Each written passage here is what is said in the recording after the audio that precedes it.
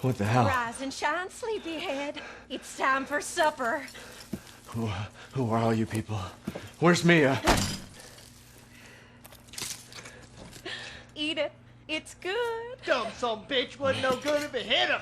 Oh, yes. Not again.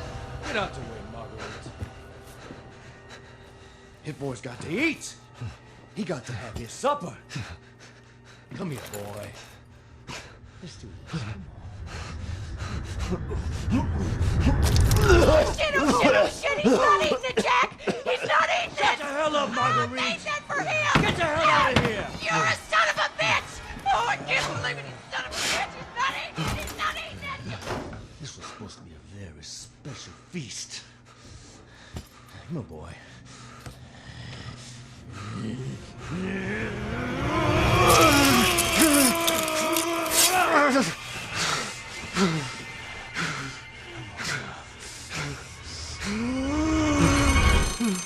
God damn it. I'll bet it's that cop again. Goddamn pigs. I'm coming back for you.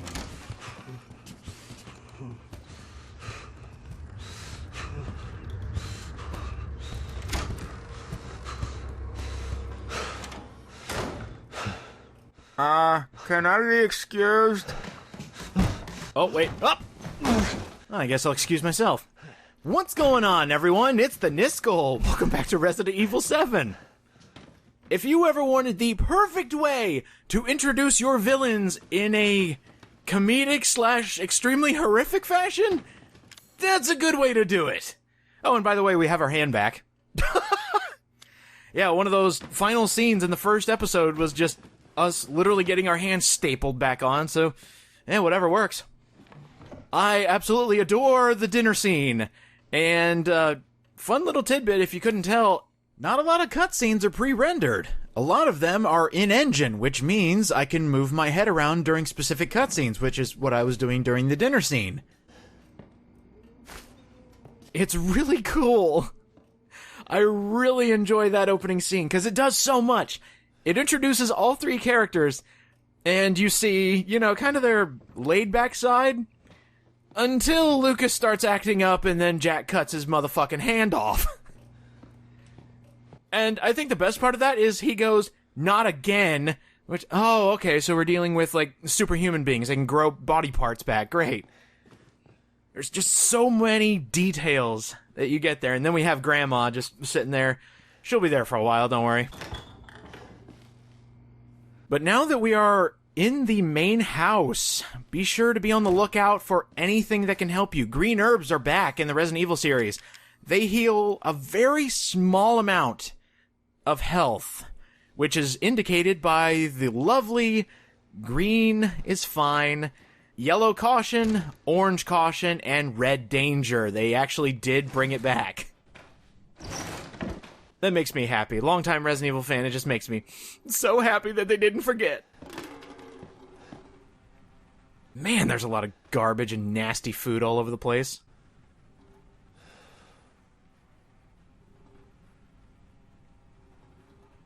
Now, I actually didn't show it there, but that boot did have some writing on it that said Evelyn. I mean, you don't learn anything from that. It's just a nice little tidbit. Ooh, okay.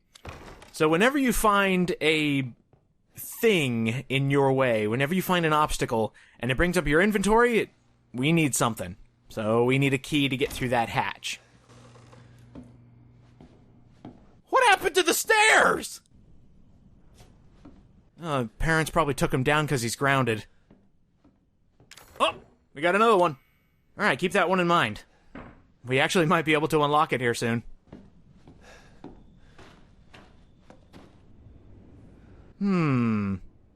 Garage. I know that's probably an old gift. Just saying, oh yeah, this is my man cave, this is my garage. Here, let me have a sign that labels it garage. But I don't know, I just think that's kind of funny. It's a good landmark. And I do like how Ethan mentions, oh yeah, we should probably, break this box. You can't just, pick it up and throw it, but Then again, that would cause noise, so I understand that.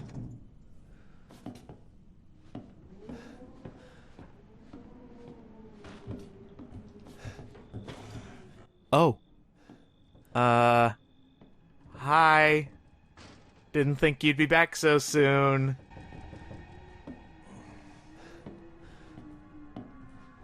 Before dinner was done? Oh dear. Alright, well now's your first instance of running away from Jack. He's fast. Oh, I was so worried about you. God damn. I love that line.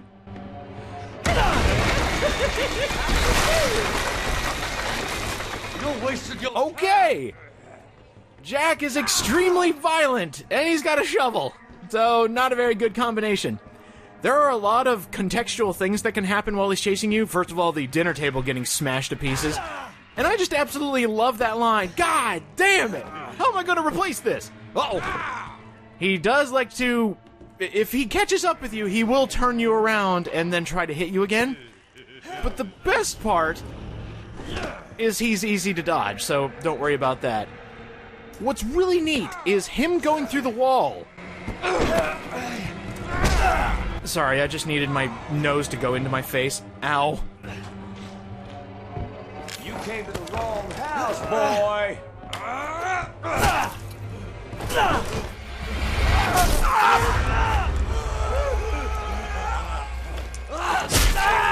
house, boy.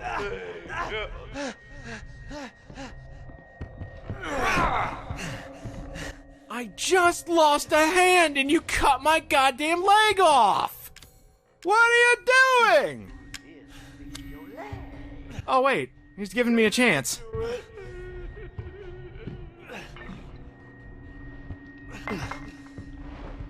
Alright, this shouldn't technically work, but thankfully I picked my foot up. Oh, yeah, there we go, just like super glue. What the fuck? And I love how Ethan even questions, what the fuck?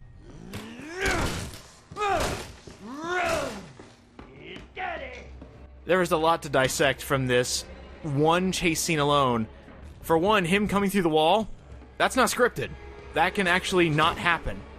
You want it to happen because it's a shortcut.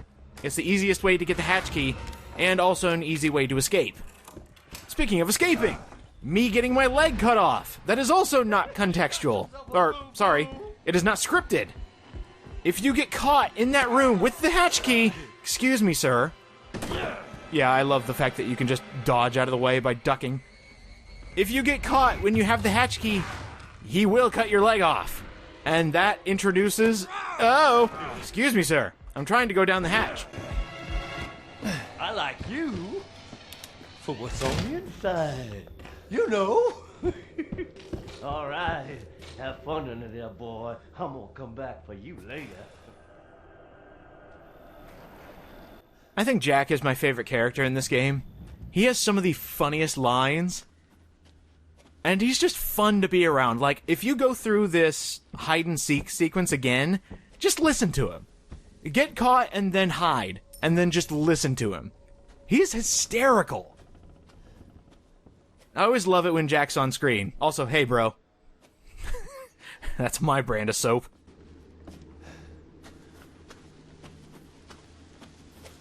Another interesting thing about Jack is if you actually do hide from him 100%, and you get into the hatch without him finding you, he can actually hear you go into the hatch, and he's like, well, alright, boy.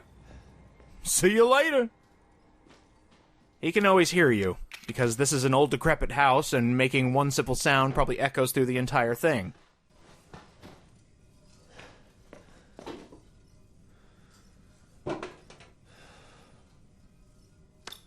Well, I'll be darned. We have a way to open that drawer.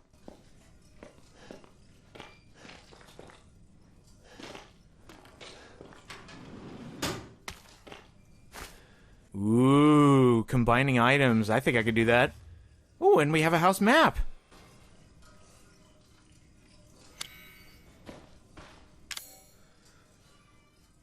Let's take a look. Chemical fluid plus herbs equals an ability to heal. Yeah, you're going to want to do that because green herbs, they don't heal anything, basically. They heal a little bit.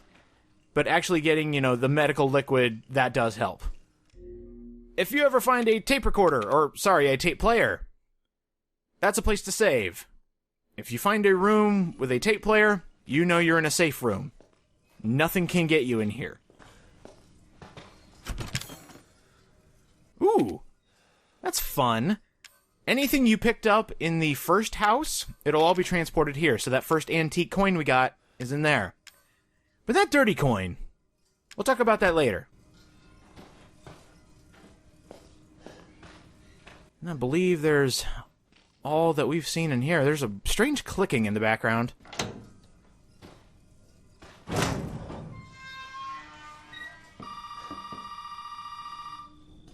Wait, really?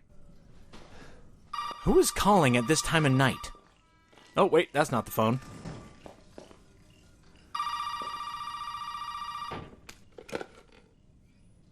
You did good, Ethan. Zoe, right?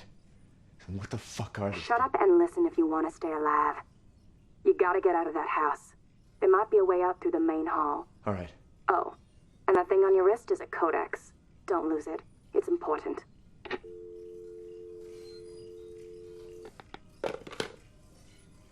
Hell of a girl. Huh.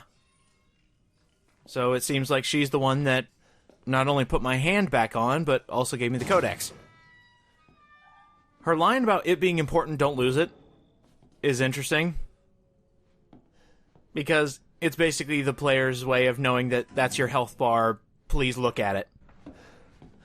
I managed to find a lockpick. Let's go ahead and open this up. What goodies do we have inside? We have a first aid med. We're definitely going to need that if Jack's still on the prowl.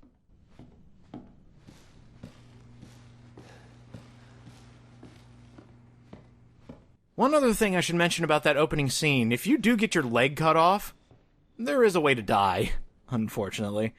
But this time, the game just wants you to take a breather. And I do enjoy that. A lot of action-y games sometimes don't know when to let the player breathe, and same with horror games. If you do not give the player a chance to breathe, you may give them a heart attack depending on how good their face cam is.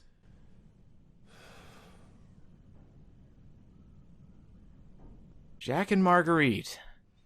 And we also have Lucas.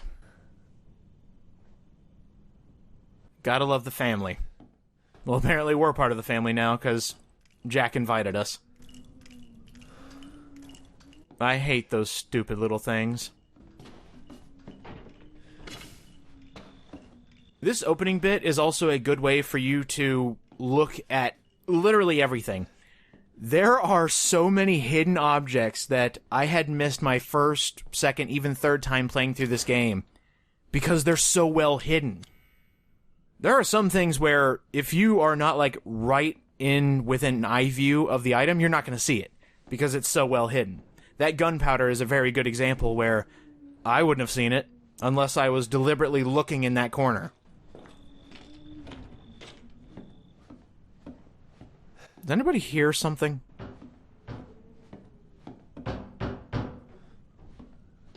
Hey, over here! It wasn't my imagination. Hey, you gotta help me. Hold on, back up. Now, sir, do you live here? I mean, is this your property? What? Me? No. No. All right. Now, we got several calls about some missing persons lately. You don't understand. I gotta get out of here. Now, calm down. You're not listening to me. There are crazy people in this house trying to fucking kill me. Well, all right. Let me tell you this. You don't exactly seem like you playing with a full deck yourself, all right? Are you kidding me? Look, like I said, we've had several missing persons calls. And I can't rule out that an outsider like yourself may not be involved. All right. I'll tell you whatever you want. All right. Now, that's more like it. Now, meet me in the garage. We'll talk later. Hey, wait. You gotta give me your gun. You must have lost your mind. Look, officer. Deputy. Right. Deputy. Now, do you want to see my name in the obituaries? Or do you want to be a hero and save my life?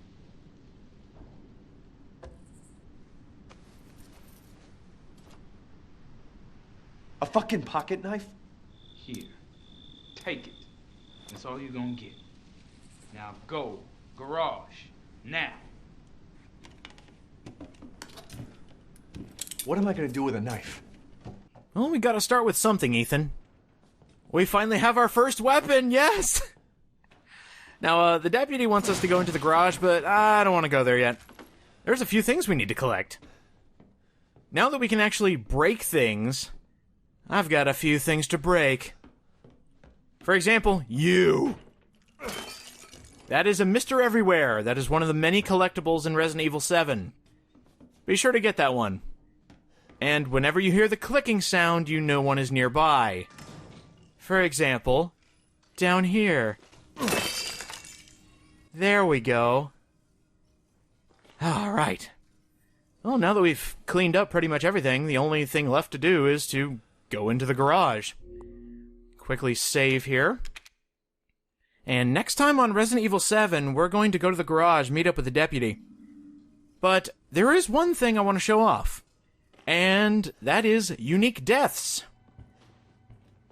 First, I want to show this. Because this is just really interesting to me. Escaping from Jack, making it so he doesn't see you. I mentioned that he can hear you when you go down into the hatch. But sometimes he just misses you. If you close doors behind you, you can actually get the hatch key. But be careful, he does follow a pattern. So after you get the hatch key, I would say come over here and just hide for a little bit, because he will come back down the hall. But he won't come after you at the end. He's only going through this very bottlenecked area. So if we wait long enough, you can actually close the door behind him. Now be careful, his line of sight is actually very good, despite being an old guy with glasses. Because, I was accidentally out in the open a bit too long, and he totally saw me. But the thing is, I think I messed his pathing up, because, he lost me.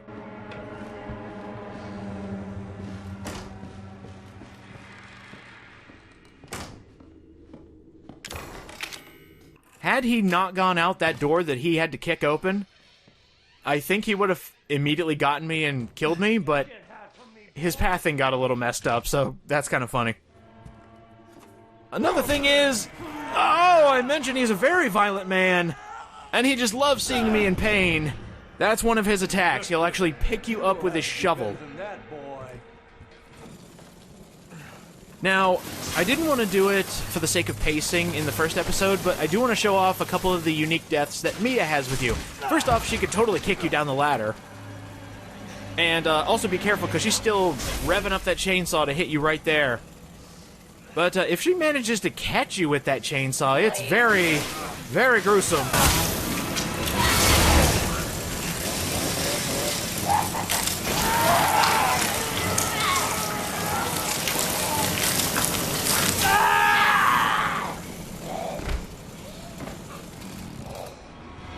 Ooh, yeah, some open heart surgery here in this house using a chainsaw. Contained. You can turn your back to her and get the same result.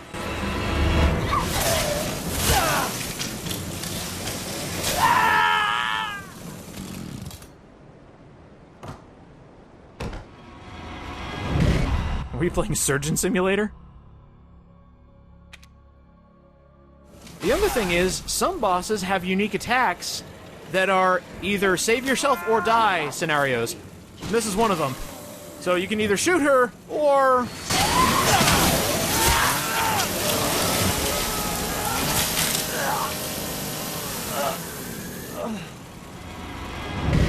Good lord.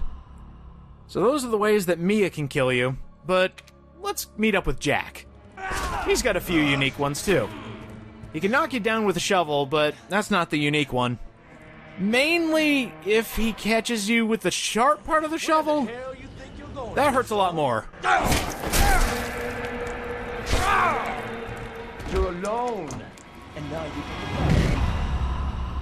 Good God. I didn't know you could decapitate somebody with a shovel. Well, I guess it makes sense. Another thing is, he's a very strong man, that Jack. For example...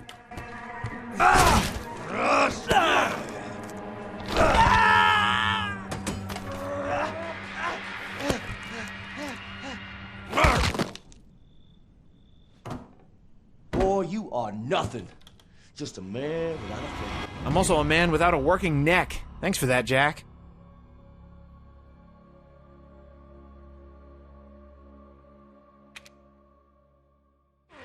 The other one is just... well... I did mention that you could die by having your leg cut off. And this is actually deceptive. There are multiple ways that Ethan can lose limbs in this game. But here's something where you can learn the hard way.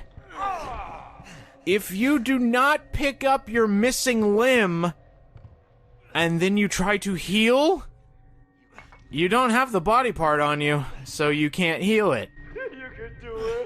So you can come all the way over here to pick up the med, but since I don't have my leg, well, I'm gonna bleed out. Or I could just look at Jack's lovely face.